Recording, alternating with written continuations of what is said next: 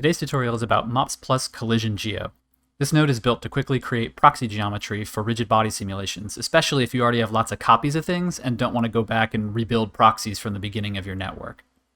MOPs Collision Geo creates in-place proxy geometry for packed primitives. In-place means that you don't need to do any fancy prep work. The proxies will simply appear where the original geometry was, ready to plug directly into an RBD solver. It's also smart enough to only convert one copy of each unique geometry that goes in, so if you have a big pile of instances, MOPs Collision Geo is very quick about computing only one proxy and then applying the same proxy to every matching instance. MOPs Collision Geo can also create proxy geometry for animated meshes and instances. It does this by decomposing the geometry into convex hulls on a rest frame and then transforming those convex hulls to follow the original animation. This makes it easy to collide against animated geometry, including instanced animated sequences. Okay, starting from a geometry container, let's drop down a rubber toy. The rubber toy is a really good test geometry because it has all these little protrusions and fins and everything that are not easily accounted for when you're trying to break this into a single convex hull. Let's put this into a MOPs instancer, and then I'm just going to drop the global transform to 0.1. And then let's lift these guys up a bit, maybe a unit and a half. And then just to make the simulation conditions a little bit more interesting, let's do a MOPs randomize. And I am going to randomize the orientation and then randomize the position in Y by about a unit. Okay, now let's drop this into the RBD bullet solver. Before I run the simulation, I'm going to add a ground plane. Let's rewind the timeline and go ahead and play it for a few frames. Okay, so right away there's some weird behavior that should be pretty obvious. If we start scrubbing through this, you're going to see that these guys are kind of falling on weird axes. This guy over here on the left is spinning around on his toes in a weird way, rocking back and forth. This guy on this side is dancing around on his head. It all together looks pretty weird. And the reason for that, in part, is because the collision geometry for these guys just isn't very accurate. If we want to see what that looks like, we can go to the Visualize tab and then Show Geometry Representation. Now, one little quirk of the RBD bullet solver, this wrapped version of it as opposed to the DOPS version, is that if you have an orient attribute on your points, the way that it draws this collision geometry when it fetches it from DOPS is going to be inconsistent, potentially. So I'm going to drop down an attribute delete. And let's just remove orient so that we can see this easier. Again, you don't have to do this if you're doing the simulation in DOPS. But if you're doing this at the SOP level, it's just an unfortunate necessity when your points have orient attributes. And when you're using MOPs, typically you do have that attribute. So let's run this simulation again real quick. I am going to disable the geometry representation because that slows everything down quite a bit. Zoom out and let's run the sim again. Okay, now let's go back in here and we can turn on the representation and it's going to be fairly accurate. There we go. So this is what actually is being computed. And you can see that we're getting this big kind of bulbous shape that sort of tries to account for the fins, but not really. It's not doing a great job of it. We can kind of go back here a few frames and see why this thing is rocking around on its nose, or why this other guy here and this guy are just sort of behaving very oddly. Okay, so obviously this isn't the behavior that we want. So what we want to do is we want to break these down into chunks that the bullet engine wants to be able to read. If you've experimented with Bulletall, you might have tried other geometry representations on the bullet solver. For example, you have the option to change the bullet's collision representation from something other than convex hull.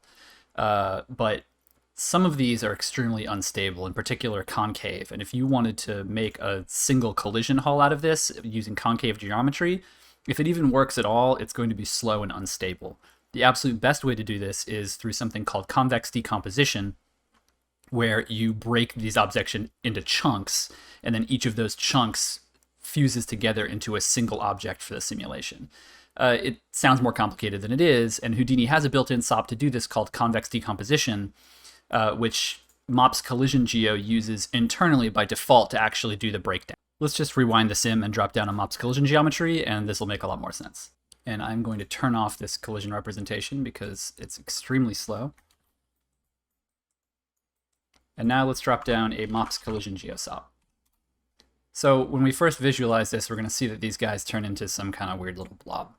This is because there's a sort of a two-step process here. The first is to remesh all of the geometry. So I'm going to adjust the triangle size and bring this down to not get a perfect representation of this thing, but something that's just a little bit closer to the actual object. So this is fairly close. We're kind of missing a little bit of detail in his little fins on the back of his head here, but those aren't that relevant for the collision. We can probably bring this down a little bit further, but we don't need to go too far. And then the next step is to adjust the max concavity. I'm just going to bring this down a bit, and you won't see much of a difference until you start getting around the triangle size, and this is where it starts adding a little bit more detail to these hulls. And I actually think what we're getting right now, let's just go to this.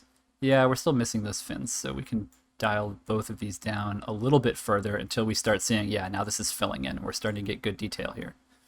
Another helpful tool that you can add is you can turn on preview segments, and this will actually randomize the color of each segment so you can kind of see how these things are being joined together. So it's building your shape back up, but it's building them up out of convex hulls, which Bullet can read very, very quickly. The only other thing we have to do here now is just pipe this into the proxy geometry input of the RBD Bullet solver. Now if we run the sim, it's going to use those convex hulls to actually run the collisions. And while the behavior isn't perfect, you can already see we're getting a lot less of these weird, unstable behaviors. If we zoom in here and look at some of these guys as they fall, they're flopping around a little bit too much, but they're already behaving in ways that physically make a little bit more sense. The things that they're rocking around on are sort of their rounder surfaces instead of just spinning around on their heads.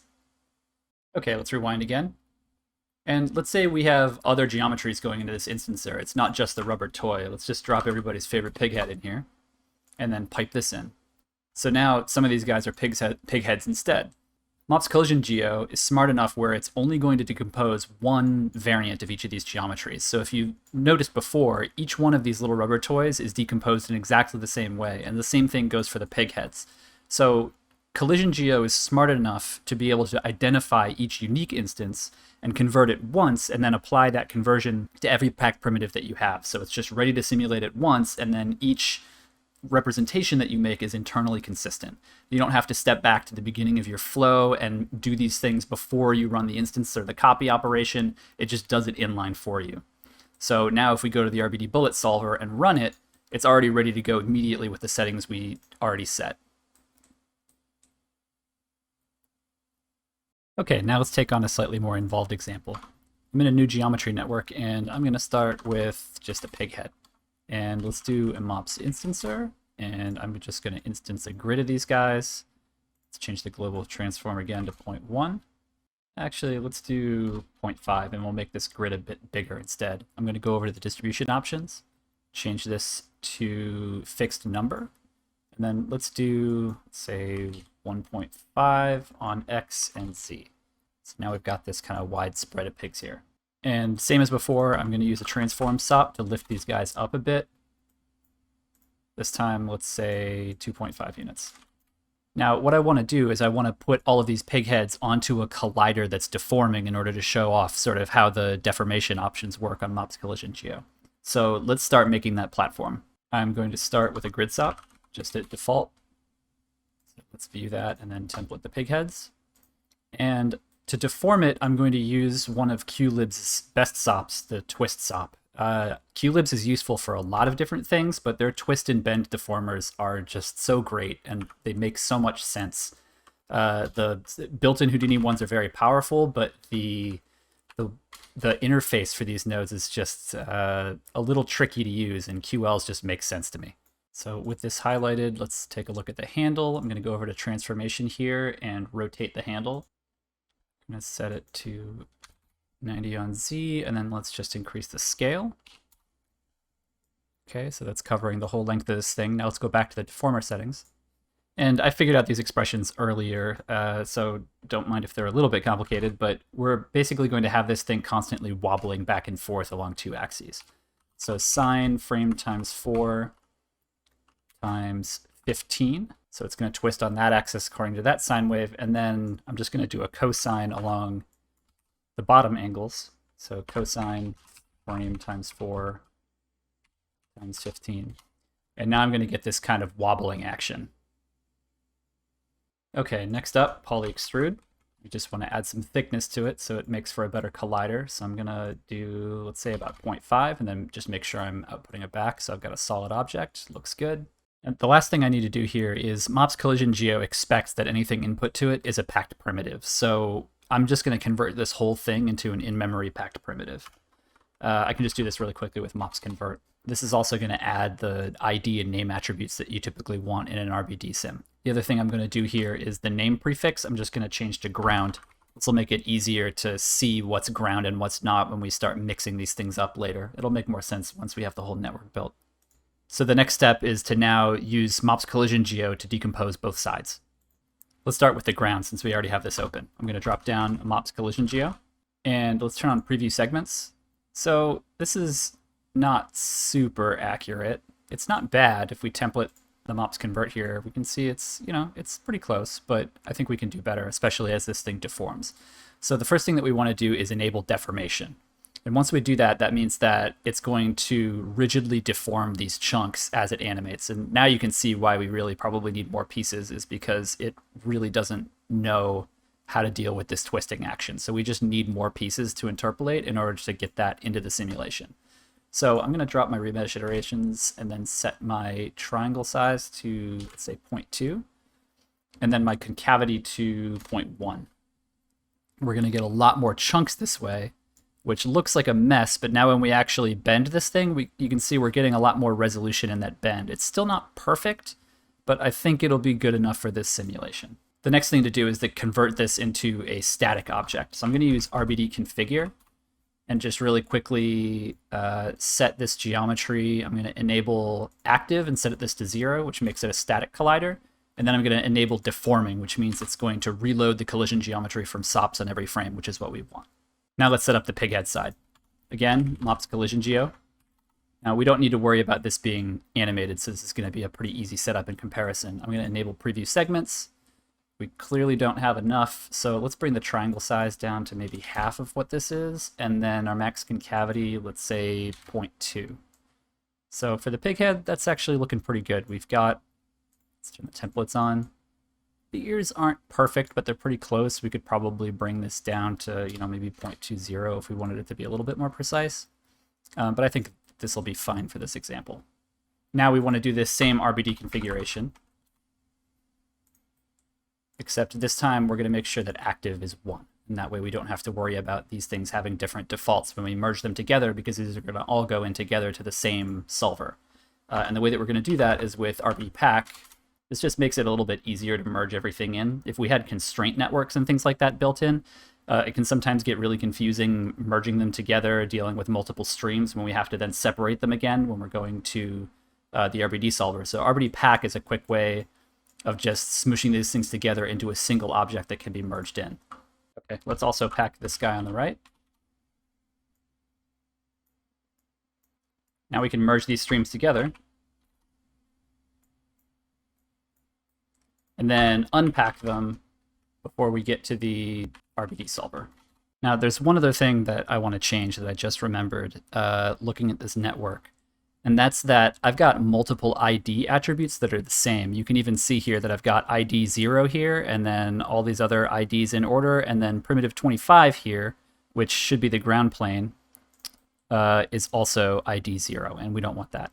So what I can do is go up to the instancer here where I create all these pig heads, and under the sorting tab, I can change the ID start number to something else. So I'm just going to give it plenty of clearance and call it ID 100. And now my primitive order is all going to jump up. My ID start at 100 now and then go to 124. But when I go back down to the RBD unpack here and I look at my ID attributes, I start at 100, I go to 124, and then I have ID 0 here at the end. And this is just to prevent the RBD solver from yelling at me because I have multiple objects with the same ID attribute. Now that that's handled, we can drop down the RBD bullet solver. Okay, let's enable the RBD bullet solver and turn off templating here and play the sim.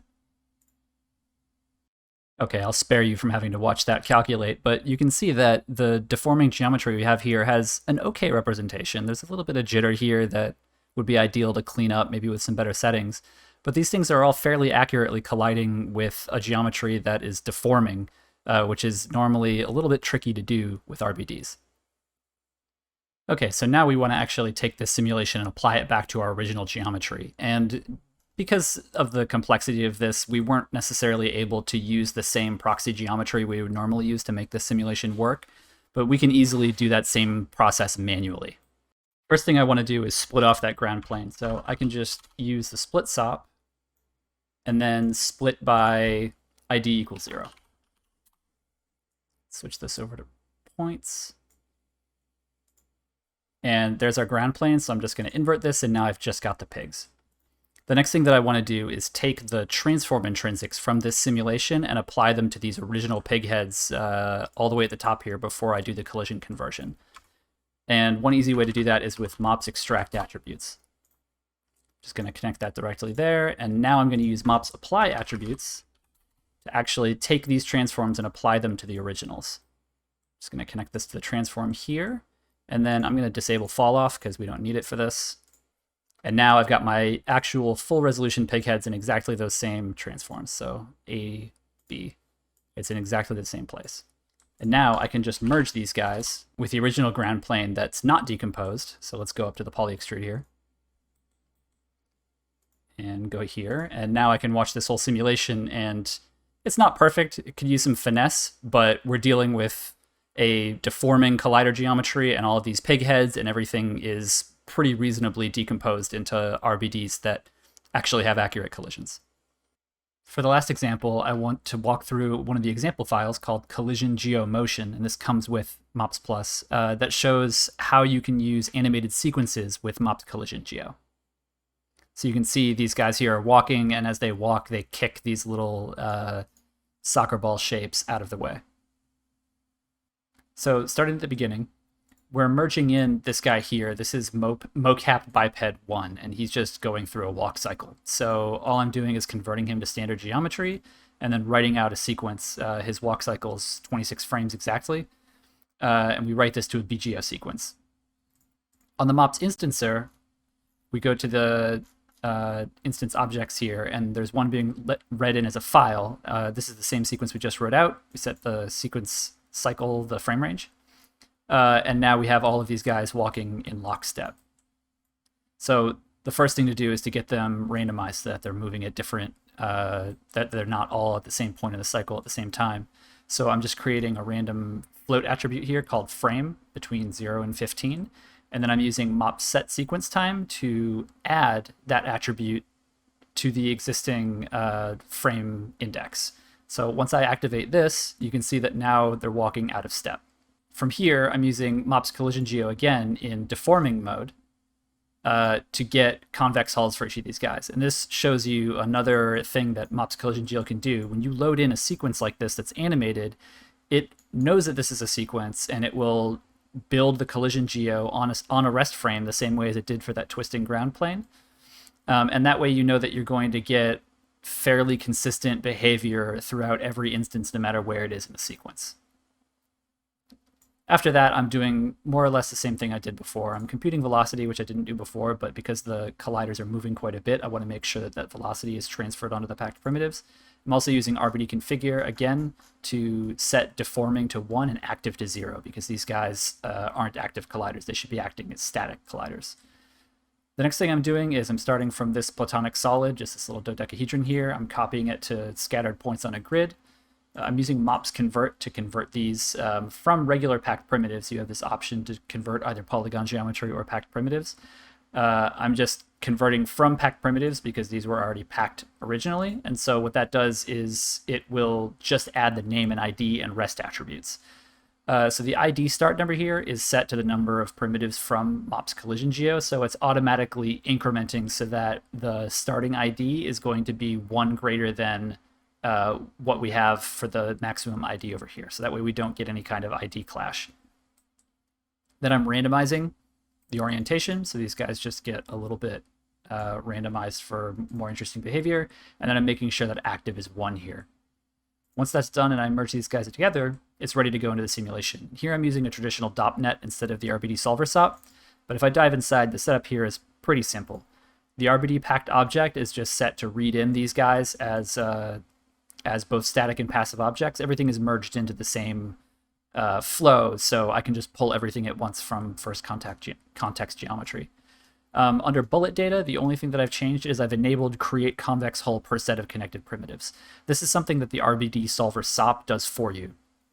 But what this does is it basically allows convex decomposition to work. It's going to find each convex hull inside each packed primitive and use it as a separate hull for collision purposes, but they'll solve as a single object, if that makes sense. Finally, I'm just applying a little bit of drag so that these balls don't go sliding off into infinity as they're knocked out of the way. Everything else here is basically stock. So I can run this simulation, and you can see that these guys are walking around and kicking these balls out of the way.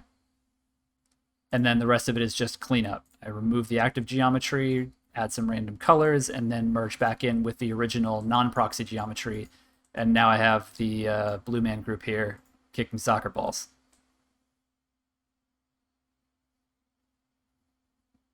Thanks for watching, and see you again soon.